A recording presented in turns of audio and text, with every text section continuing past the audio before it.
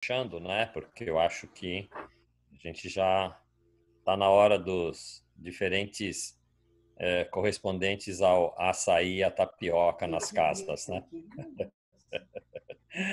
E Álvaro, você é bem competente. Eu vi que a prateleira da Jaque está perfeita. Não tem um balanço. A prateleira tá mostrando isso. Bom, eu vou tentar ser mais rápido um pouquinho. São temas bem interessantes da gente aprofundar, mas eles podem ir adiante, né? Tem gente interessada em discutir o tema da saúde mental, que eu acho muito válido dentro desse processo, mas eu já vi que vocês, na programação adiante, vai ter um dia que vai se fazer isso, né? Então, não vou tocar nisso, eu vou pegar um pouco a questão dos pesquisadores e vou pegar um pouco a questão da Carla sobre a interculturalidade. Mas primeiro, concordando com a Jaque, eu acho que, sinceramente, eu não espero nada desse governo que não seja destruição, né? Eu acho que é isso que eles vêm praticando, eu acho que a política deles é política de destruição, eles têm a política de desregulamentar, destruir, e aí vira um verdadeiro darwinismo social, né? Quem já está instalado com recursos de poder vai se instalar sobre os outros. E eu acho que é isso que é a aposta de mundo, né, bolsonarista, né? É um mundo darwinista do ponto de vista social, né? Vence os mais fortes, mas que fortes? Os mais fortes que estão armados, os mais fortes que estão militarizados, os mais fortes que podem matar os outros, né? Você vê, como é que a gente pode esperar alguma coisa? Repara, o Mourão acabou de instituir um fórum aí na Amazônia agora, tem 15 militares no grupo que ele acabou de instituir. E a FUNAI, né? E o IBAMA não sabe. E não tem nem FUNAI, nem IBAMA, não tem outras representações. Ele acabou de demitir o cara do IBAMA, não foi? Que também não é nem cheio de problema, mas ele não demitiu porque o cara é cheio de problema. É porque o cara nem para eles, ele é pior que o cara. Então, ele demitiu o Mandetta, né, que do meu ponto de vista é um péssimo ministro da Saúde, mas que perante esse mundo de cegos parecia um iluminado, né? Então eu não espero nada, espero nada. Eu queria colocar que a gente não pode esquecer que os chamados pesquisadores e a chamada ciência, em especial, por exemplo, a antropologia, né, que tem a pretensão de se chamar estudo do homem, né? Antropologia é saber sobre o homem, estudo do homem, né? É algo que é inventado pelos colonizadores para responder quem são esses outros que a gente está encontrando nesses lugares e que a gente precisa conhecer melhor, inclusive para dominá-los melhor, né? Que não seja só a eliminação, que nem o rei Leopoldo da Bélgica tinha feito em áreas da África, né? Exterminando praticamente povos inteiros, né? A Amazônia é uma área que foi muito útil como campo de investigação para a própria antropologia se desenvolver, né? Vários antropólogos importantes tomam a Amazônia como lugar, né, de desenvolvimento das suas teorias. E o que eu gostaria de destacar é que sempre esses estudos foram sobre os outros, né?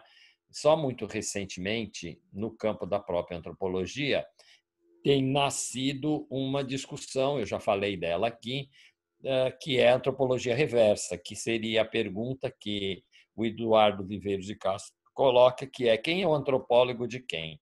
Nós é que somos os antropólogos dos indígenas ou os indígenas é que são nossos antropólogos, né? Ou seja, se eu olhasse sobre este lugar, qual é a perspectiva que o ameríndio tem sobre a nossa civilização? O que eles têm a dizer sobre a nossa civilização? E aí eu entendo que esse tema é muito pouco ainda absorvido pelos principais núcleos de pesquisa na área de humanidades. A área de humanidades, ela se reproduz também como uma área muito semelhante à do biopoder, que é a medicina, que é uma área de tomar o outro como seu objeto. Sociologia faz isso, a política faz isso, a antropologia faz isso, a psicologia faz isso. não é? E elas têm pouca abertura para fazer essa virada de perspectiva, né? Afinal de contas, a psicologia caberia a pergunta, né? O que é que o indígena é psicólogo de nós, e não o que é a nossa psicologia sobre o indígena, né? Eu acho que essa reversão de perspectiva é fundamental, né? E, nesse sentido, eu vejo que tem que haver um esforço dos próprios pesquisadores de fazer uma ruptura efetiva das origens desses territórios disciplinares, né? E aí tem que haver uma ruptura efetiva dessa relação entre quem se coloca como sujeito do saber e quem se coloca como objeto desse saber que é produzido. Tem que haver essa ruptura. Eu acho que tem grupos que fazem exercícios de que eu sou um cara envolvido com um grupo de pesquisa que declara que todo mundo é pesquisador no campo de produção de conhecimento. Ou seja, não existe uma separação entre pesquisador e não pesquisador. Tá certo? E eu acho que essa é uma temática central para a gente poder romper com os paradigmas oficiais que a ciência tem constituído, inclusive no campo da saúde coletiva. Poucos são aqueles na saúde coletiva que topam essa problematização. Quando você põe nos fóruns da saúde coletiva, vamos trabalhar com a ideia que todo mundo é pesquisador, e aí vem com aquelas metodologias controladas de pesquisa qualitativa, com aquelas coisas para não perder o lugar de sujeito do saber, né?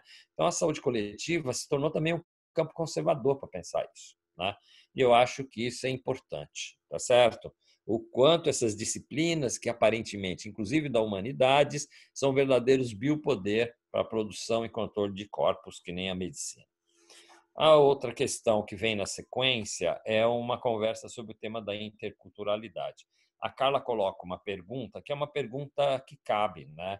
Como é que a gente faz, de fato, esse encontro entre nossos saberes ocidentalizados e esses outros campos riquíssimos de saberes?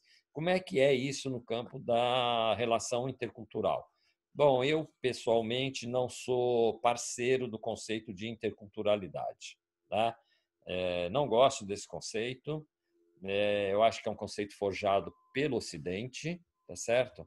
Eu sou mais adepto desse grupo que vem via Bruno Latour, via Eduardo Viveiros de Castro, via outra antropologia, que vem e coloca a problemática sobre o tema da disputa de naturezas. Afinal de contas, o que é a natureza sob a perspectiva ameríndia? O que é a natureza sob a nossa perspectiva, né?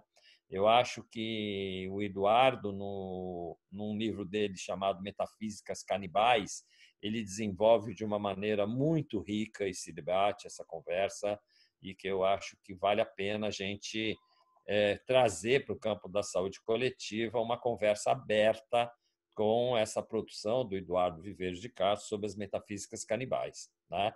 Porque eu acho que não existe esse tema de a gente faz um encontro intercultural. Não é uma temática de encontro intercultural.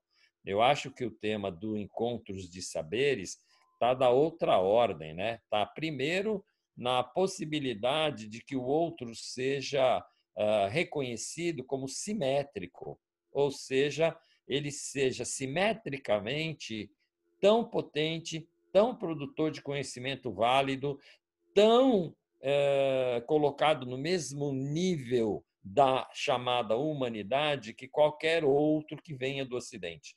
Isso não é um tema da interculturalidade, esse é um tema de constituir uma outra natureza do ponto de vista da perspectiva de produção de mundo daqui para frente.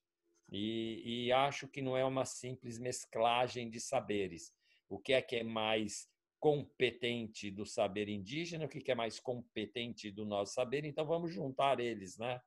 Acho que não existe isso, esses critérios não funcionam, né? Porque a discussão de quem é competente é uma discussão infeliz, né?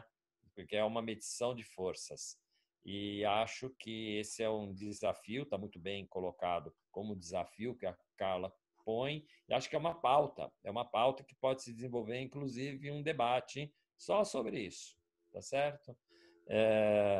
E aí eu queria já aproveitar e me despedindo, né, dizer que foi muito legal e assim, estou me sentindo muito feliz de ter participado dessa conversa ultra aberta, ultra generosa, de todos que aqui se posicionaram, das perguntas, das pessoas que acompanharam, e como é fundamental que a gente possa dar publicidade ao que se foi conversado aqui, tá certo?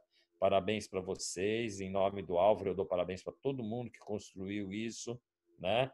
Aos apoios aí do Herbert a essa possibilidade, e dizer que o Hitler que apareceu aqui, naquele pequeno segundo, só dá mais vontade ainda da gente continuar fazendo o que a gente faz. Uma luta radical pela defesa da vida e pela construção de um mundo outro, onde as diferenças sejam o alimento para cada um de nós. E obrigado.